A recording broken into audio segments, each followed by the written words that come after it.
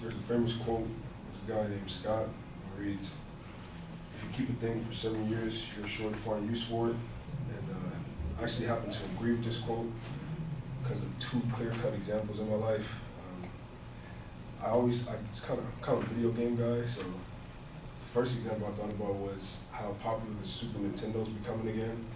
A lot of people are going back and playing that thing. And at the time when it got old and new game consoles started to come out, a lot of people probably thought about throwing it out, but some probably kept it just because, and it's becoming back popular. There's another example. My grandmother, she had a closet full of clothes. I mean, clothes in even in my closet, she has clothes in my closet. So she refuses to get rid of those clothes because she always says that, it's gonna come back in style, it's gonna come back in style. And that just made me think about how history does seem to repeat itself sometimes.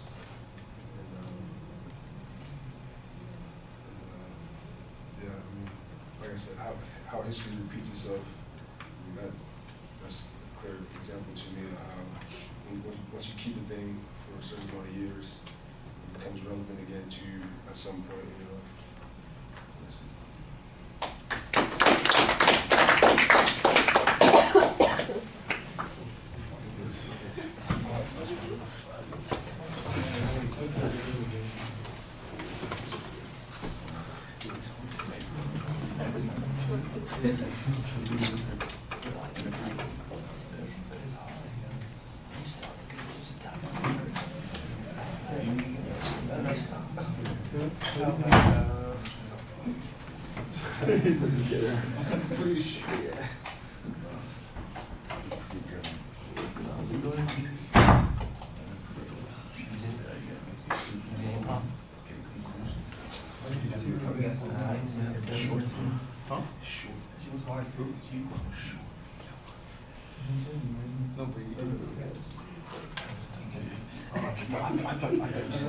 Oh no.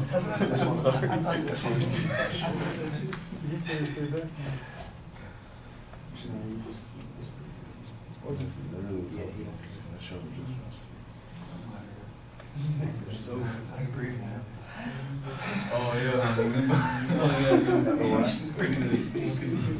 The same one? That was what you said.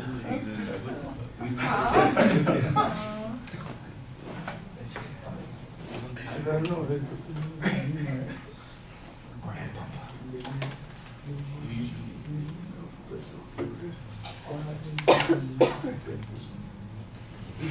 All right, I'm going to give you the same rundown that I've given a couple of people. You start with the attention. The attention device is basically just the quote, so that's a little bit awkward.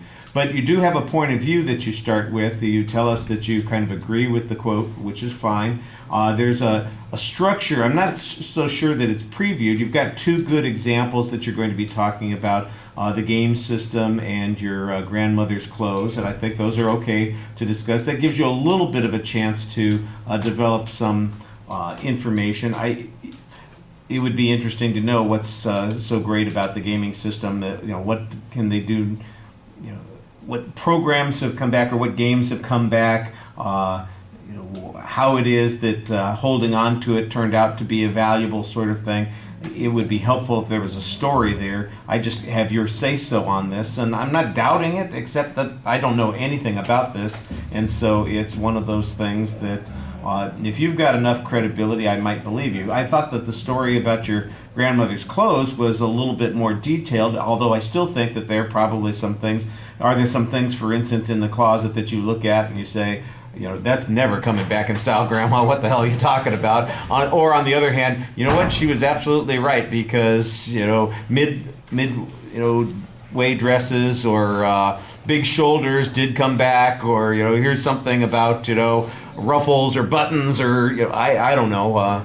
You might want to be careful about being too descriptive of your grandmother's clothes because that might seem a little odd. But the idea that holding on to clothes, for instance, because stuff does come back in style. Start with your grandmother's clothes. Think about your own clothes, though, too. You're talking about the same sort of thing. There's almost certainly something that's, when it becomes retro, then it's cool again. So, I had crappy tennis shoes when I was a little kid, but now they're like in style. That would be what everybody would want to have, that sort of thing. Some illustration like that would help make sense. At least, but you did have a structure. You did have a way that you were trying to make the point, which I did appreciate, and I could see that you were making an effort there. A presentation, you have a big piece of paper in your hand that you're waving around, doing exactly the opposite of what I told you to do. You shouldn't have anything in your hands. Plus, you also had the pen in your hand while you were doing that too. So that's a little bit distracting.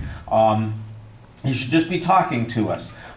You've got the piece of paper in one hand and your hand in the other pocket the whole time that you're speaking. So the hand that you're gesturing with is the hand that's got your notes in it, which makes it even more obvious that it's kind of waving around in front of us. So I think that's one of those things that's problematic. You need to kind of come out of your shell there. I think it's a little bit defensive. Your facial expressions are fine. Your eye contact with the audience is pretty solid. Like I said, I think the body movement is limited a little bit by those limitations on the gestures. I didn't see anything that was suggestive of anxiety. You don't really get much of a chance to interact with the audience and respond to them because it's a short presentation, but you did have a point while you were speaking. And it sounded like you had a good summary, but then you had your that's it moment right at the end, which kind of undercut that exit line. So, all right, thank you.